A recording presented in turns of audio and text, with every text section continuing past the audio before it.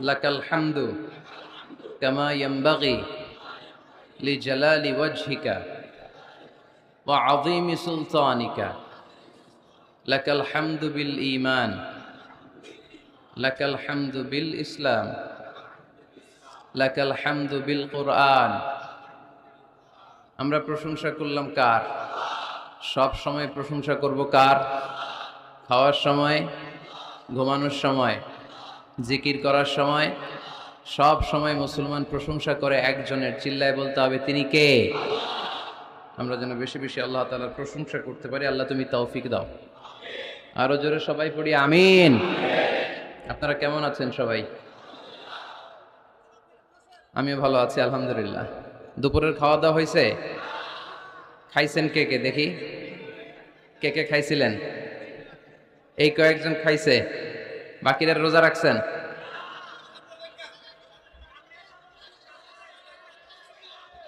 কয়টার দিকে আসছেন? কয়টার দিকে? সকাল 10টায়। এই 10টা থেকে 3টা পর্যন্ত একজনকে খুশি করার জন্য। তিনি কে? আমরা শুধু আল্লাহর খুশি চাই, ঠিক কিনা? আল্লাহর খুশি ছাড়া আর কারো কোনো খুশি আমরা চাই? আল্লাহ যদি এই মাহফিলকে ওয়াসিলা করে in the day of judgement, কিয়ামতের দিন যদি বলে যে এই যে তোমাদের ত্যাগ তিতিক্ষাই কষ্টের জন্য আজকে তোমাদেরকে মাফ করে দিলাম, আর কিছু লাগবে আমাদের? লাগবে না। সব জায়গায় মাইকের এই সমস্যা। গানের কনসার্টে মাইকের সমস্যা শুনছেন কোনোদিন? কোনোদিন শুনছেন? শুধু আমাদের মাহফিলগুলোতে সমস্যা। এই মাইকের জন্য আমাদের মাহফিলগুলো মাইর খেয়ে গেল, ঠিক কিনা? কোরআনের কথা শোনানোর আয়োজন, সেখানে মাইকের সমস্যা। একটা বাজে তো আরেকটা বাজে না, সাউন্ড অস্পষ্ট। হ্যাঁ, খুব ঝিরঝিরি সাউন্ড করে, মানুষ শুনে মজা পায় না। তোমার সাউন্ডটা খুব দুর্বল। দুর্বল সাউন্ড হলে আমাদেরকে শাউট করতে হয়, চিৎকার করতে হয়। আর একদিন চিৎকার করে আমার গলা যদি আজকে শেষ করে দিয়ে যেতে পারতাম এলাকার জন্য আমার খুশনসিব।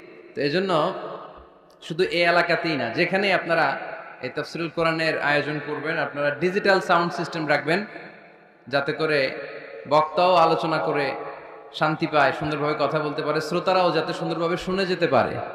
আল্লাহ তুমি বোঝার তৌফিক দান করো। ভাই তুমি একটু ক্রস চেক করো, করে দেখো কোন কোন মাইকে সমস্যা। আর সাউন্ডটা আরেকটু মজবুত করতে হবে, এই সাউন্ডে হবে না। সামান্য একটু ইকো দিতে পারো, খুব অল্প। কালিয়ারা ইসলামী যুব সংঘের উদ্যোগে কালিয়ারা মসজিদ মাঠ, কসবা, ব্রাহ্মণবাড়িয়া, আজকের এই প্রোগ্রাম পাগড়ি প্রদান হয়েছে হাফেজ ছাত্রদের, আলহামদুলিল্লাহ।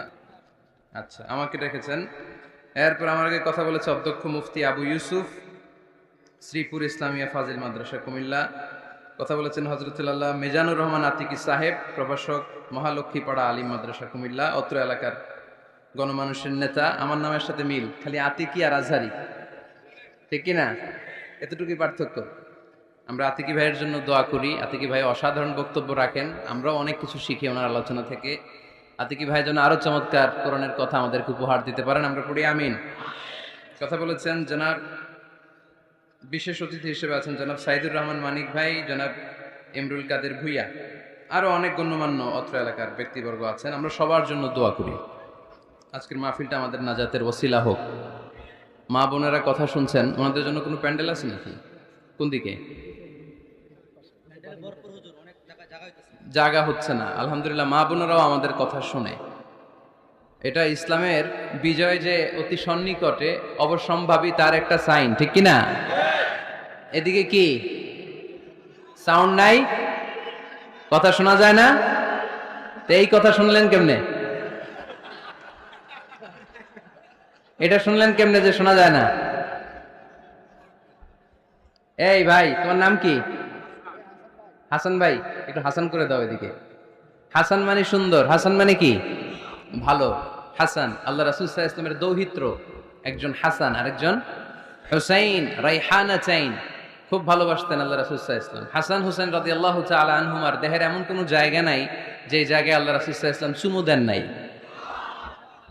সাইয়্যিদা শাবাবি আহলিল জান্নাহ, জান্নাতে যত ইয়াংরা যাবে, যুবকরা যাবে, সব যুবকদের সর্দার হবে সাইয়্যিদুনা হাসান ওয়াল হুসাইন রাদিয়াল্লাহু তাআলা আনহুমা।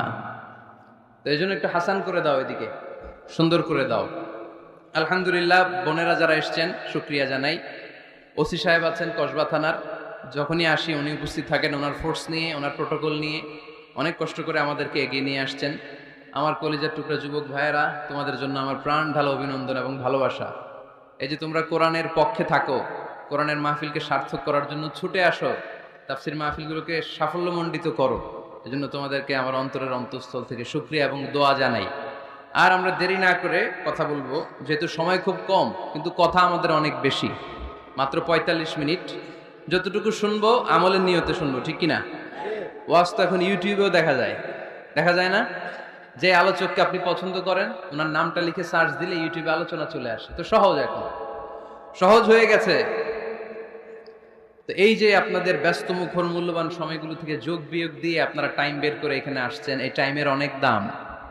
আমাদের জীবনের সবচাইতে দামি জিনিস হচ্ছে সময়।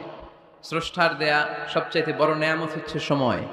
এই জন্য সময় যেন আমরা কোনো খারাপ কাজে, অকল্যাণের কাজে ব্যয় না করি, ভালো কাজে যেন ব্যয় করি।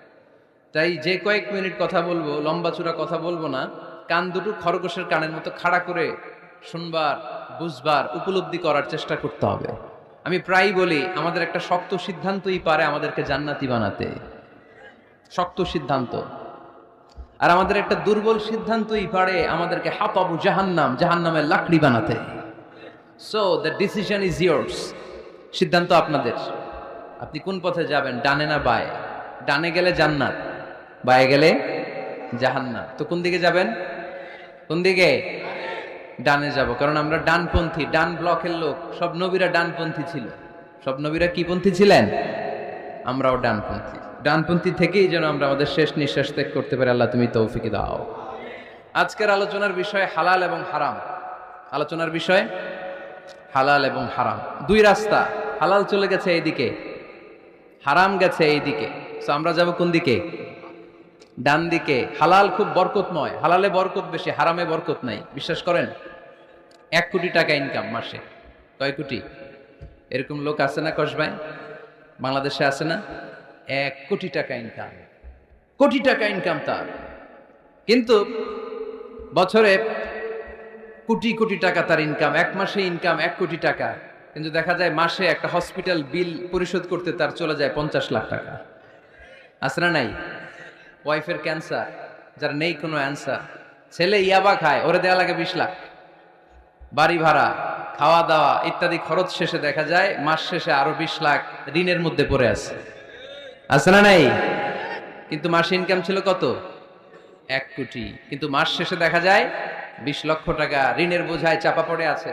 আর রিক্সাওয়ালা, ওর বেতন নাই, যা পারে ইনকাম করে প্রতিদিন। মাসে অন অ্যান অ্যাভারেজ তার ইনকাম 5,000। কয় হাজার? 1,000 চলে যায় ওর যে ছুপড়ির বেড়া, ওই বাড়ির ভাড়া দিতে। 1,000 চলে যায় ওর খাওয়া, 1,000 চলে যায় চিকিৎসা, 1,000 চলে যায় ছেলেমেয়েদের পড়াশোনা, আনুষঙ্গিক আরো 500, মাস শেষে আরো থেকে যায় 500। সুবহানাল্লাহ কইতে পারলেন না? 1 কোটি টাকা ইনকাম করেও 20 লক্ষ টাকা ঋণের বোঝায় চাপা পড়ে আছে। আর 5,000 টাকা ইনকাম, মাস শেষে কত থাকে? 500। কারণ ওর পুরো ইনকামটাই হালাল। ওর পুরো ইনকামটা কি? আর হালালে বরকত ঢুকায় দিছে কে? হারামে কোনো বরকত আছে? আওয়াজ করে বলেন তো, গরু খাওয়া হালাল না হারাম? কুকুর খাওয়া? কুরবানিতে কি জবাই হয়? সুন্নতে খাতনার অনুষ্ঠানে, বিয়ের অনুষ্ঠানে, প্রতিদিন কসাইয়ের দোকানে, কোথাও কুকুর জবাই হয়? আচ্ছা, গরু বা গাভী বছরে বাচ্চা দেয় কয়টা? একটা। আর কুকুর দেয় কয়টা?